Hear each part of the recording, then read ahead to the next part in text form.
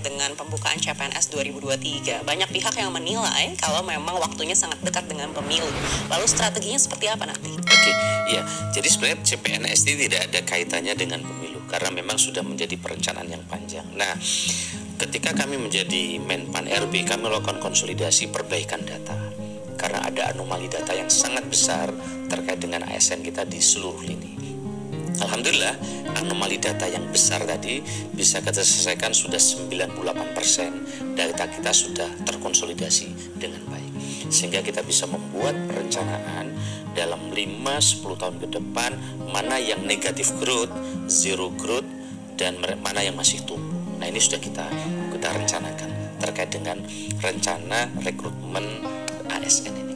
Nah, tapi yang paling penting dalam proses perencanaan ini ada 2 prioritas yang ingin disegerakan, yaitu terkait dengan tenaga di pelayanan kesehatan dan yang kedua adalah tenaga di sektor pendidikan. Karena 2 ini menjadi penting yang bersentuhan langsung dengan masyarakat. Nah, di tahun 2023 ini lebih dari 1.030.000 orang yang sudah kita usulkan ke Kementerian Keuangan. Tetapi masih ada beberapa kementerian lembaga dan pemerintah daerah yang kemarin belum mengusulkan. Nah, sedang kita minta lagi, kita beri afirmasi lagi untuk mereka segera mengusulkan. Nah, harapan kami formasi ini nanti bisa dioptimalkan oleh daerah. Komposisinya seperti apa? Karena di satu sisi ada non-ASN atau honorer yang mesti diberesin ini. Ya, karena ada undang-undang yang mendeadline sebenarnya untuk beresin ini.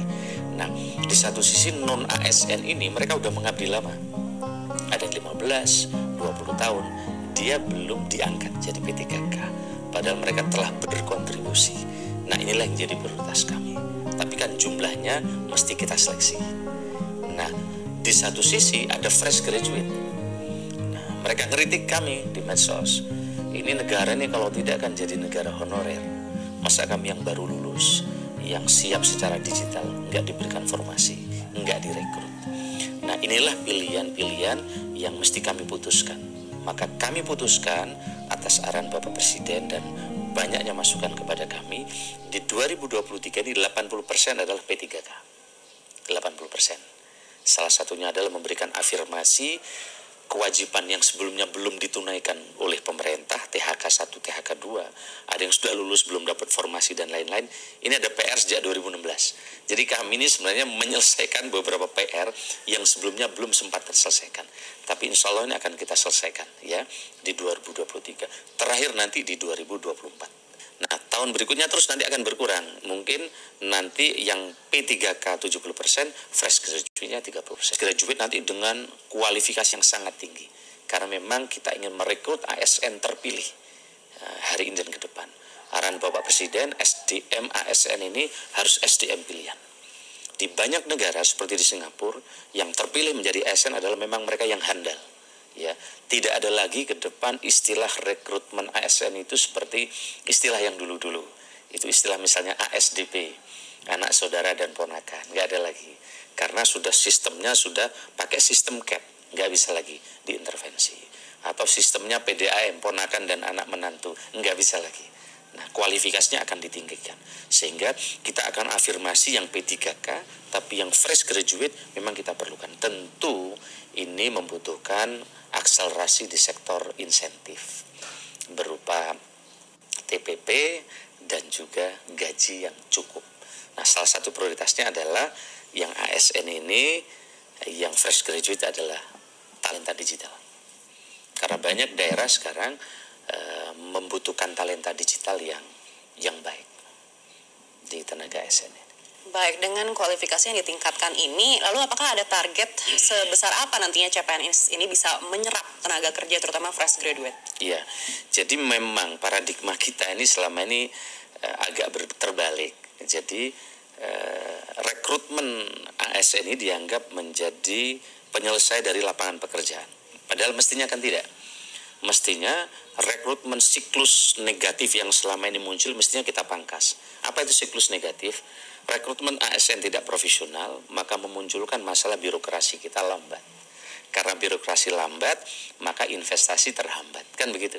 Karena investasi terhambat, layanan tidak bagus, maka menyebabkan lapangan pekerjaan juga menjadi atau daerah untuk mereka. Nah, paradigmanya harus dirubah ke siklus positif. Rekrutmen ASN kita mesti bagus, profesional, ya.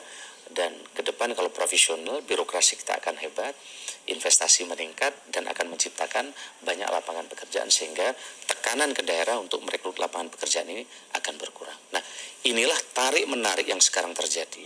Di satu sisi kita ini didorong oleh undang-undang dan dimandatkan juga arahan Bapak Presiden bagaimana birokrasi ini berkelas dunia.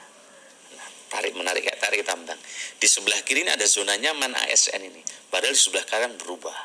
Nah, inilah yang sekarang tarik menarik tambang ini yang menurut kami harus didorong untuk dimenangkan ke yang kanan, yaitu birokrasi berkelas dunia. Oleh karena itu kita sedang mencari jalan terbaik, yaitu komposisi menyelesaikan non ASN dan fresh graduate yang akan kita rekrut. Baik, tadi Bapak sempat sampaikan juga terkait dengan sektor kesehatan dan juga pendidikan. Apakah ini artinya CPNS tahun ini akan fokus ke sana? Salah satunya. Karena kemarin kita misalnya siapkan formasi P3K itu 700.000. Tetapi yang mendaftar dari daerah yang memasukkan hanya 319.000. Yang lolos kurang lebih 250.000. Jadi masih banyak daerah belum memanfaatkan formasi ini. Begitu juga di sektor kesehatan. Pak Menkes sebagai instansi pembina beberapa kali menyampaikan keluhan kepada kami. Kan kami menyiapkan formasinya, teknisnya itu di instansi pembina. Kalau pendidikan di Dikbud, ya di pendidikan, kalau kesehatan di Kemenkes. Nah, Kemenkes sudah menyiapkan formasi bidan yang banyak dan tenaga kesehatan nakes. Tetapi daerah bukan ngisi formasi bidan dan nakes, tapi masukkan tenaga administrasi. Padahal yang dibutuhkan rakyat adalah pelayanan kesehatan, bukan administrasi.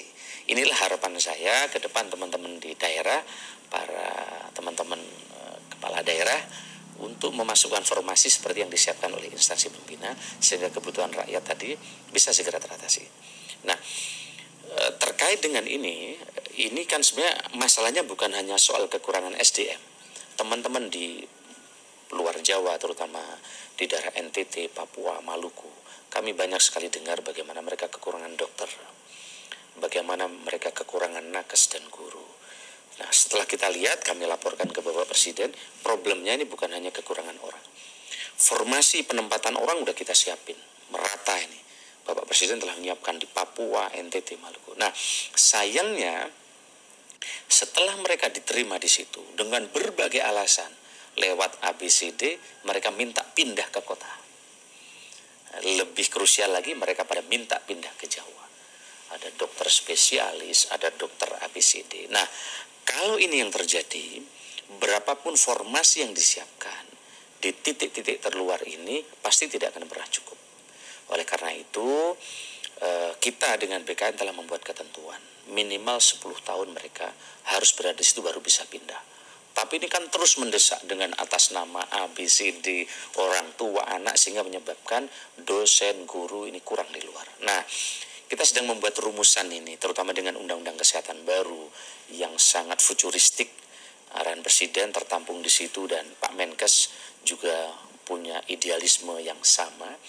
Maka sedang disiapkan misalnya dokter atau bidan atau mereka yang tugas di pulau terluar ke depan, kepangkatannya naiknya akan lebih cepat dibanding di Jawa.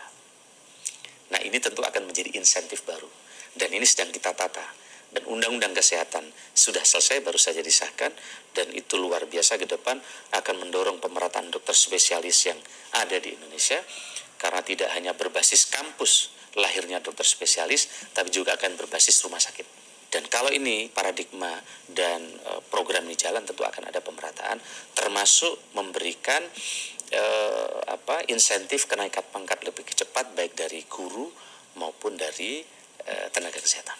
Jadi ini beberapa skenario untuk mendorong pemerataan ini. Bapak Presiden menyiapkan skenario yang luar biasa, bukan hanya di PP, tetapi juga ini menjadi komitmen yang ada juga di